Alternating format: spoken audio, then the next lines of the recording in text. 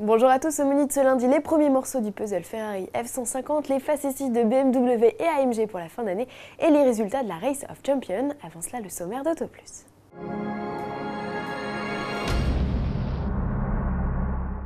Votre prime d'assurance augmentera-t-elle en 2013 Auto Plus fait le point et dresse le palmarès des assureurs les plus ou moins gloutons. À lire également le premier match entre le Peugeot 2008 et le Renault Captur et une enquête exclusive sur les éthylotests. Sont-ils efficaces?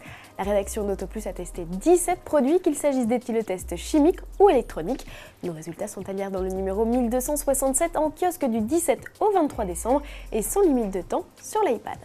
Ce sont les clichés buzz de la fin de semaine dernière. Ferrari a révélé dans l'édition 19 de son magazine numérique 2 photos de sa future supercar remplaçante de l'Enzo. Son nom, F150, oui, comme le pick-up Ford, une coïncidence qui aboutira peut-être à un changement d'appellation lors de sa révélation officielle, pourquoi pas en fin d'année.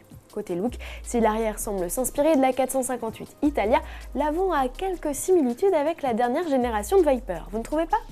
En fin d'année, les constructeurs ont tendance à se lâcher, ils laissent alors libre cours à leur imagination pour nous offrir des vidéos de vœux déjantés.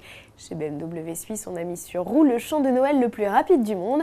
Le principe, faire chanter Jingle Bells à un groupe dans une voiture, ici une M35i de 320 chevaux.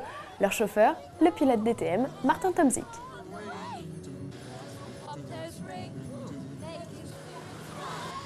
Entre cris et hurlements, pas toujours facile de reconnaître la chanson. Pour l'écouter en intégralité, filez sur le site fastestchristmassong.ch. Du côté de chez AMG, le préparateur de Mercedes, on met à l'honneur les pâtisseries de Noël. Et quoi de mieux que le V8 6 litres de 600 chevaux d'une SLS GT3 pour servir de four? On vous le demande.